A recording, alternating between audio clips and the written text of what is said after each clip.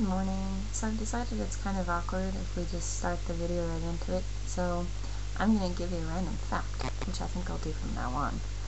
The constellation of Ophiuchus, which happens to be my favorite, is in the zodiac, but it is not one of the 12 zodiac signs. Whatever. We're in Ireland right now, and I'm very excited about that. And I'm sorry I'm talking quietly. We're in a hotel, but we're in Ireland, and they speak Gaelic. I want to speak Gaelic. I really like that. So, yeah, we got in yesterday, and we kind of fell asleep in our clothes last night, because we were really tired, and Liar Liar was on. We're like, okay, we'll take a nap, and then we'll go out, and we didn't. I watched the end of Liar. I watched all of Liar Liar, because I haven't seen that in a long time. Then we went to sleep, and then we woke up at like 7:30 random times this morning, and we're like, oh yeah, we're in our clothes. Whoops, that didn't work out very well. I'll be home in a week from today. I'll be moving. Oh god, I'm not really looking forward to that. But so, yeah, no more Spain, we're done, it's weird. And so I got really bored when we were in Madrid, because we had internet, but it didn't work except for randomly working on Katie's, which is kind of annoying. And so I got really bored, and I wasn't really tired because I had Coke. So I just ended up writing a little thing on perfection, and it's not based off anyone, so I'm just going to read that to you because I have nothing else to do or say. It's always interesting when you think you found perfection, how the problems begin to seep in and you realize that it's not as perfect as you'd imagined.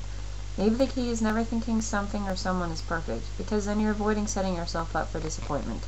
But if you insist on finding whatever it is perfect, maybe you should just think of it as perfect for you. That way you can change what perfect is to you so that it always fits your definition. How many times throughout our lives will we claim to find something perfect?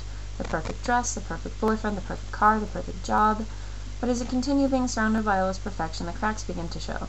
You realize that the dress isn't exactly flattering to the weight that you've been gaining, the boyfriend isn't really round, the car eats gas like no other, and your co-workers at the job are idiots. Yes. There's a problem when you're surrounded by perfection, and it appears when the rose-colored glasses start coming off. We live in a society that constantly reminds us of our need to be perfect. We must look amazing or no one will ever love us. We must eat well and exercise regularly or we will be fat and get diabetes. True. We must work like dogs or we'll never get any money and therefore will never amount to anything, etc. I find this hypocritical, however, because how can an imperfect society demand perfection when the odds are so stacked against us and the goals are always changing? I've only known one person to whom none of that mattered. He was himself and people wished he was different. He ignored the ridiculous and superficial demands of society and chose to attain that goal that perfection so often promised but rarely delivered, true happiness.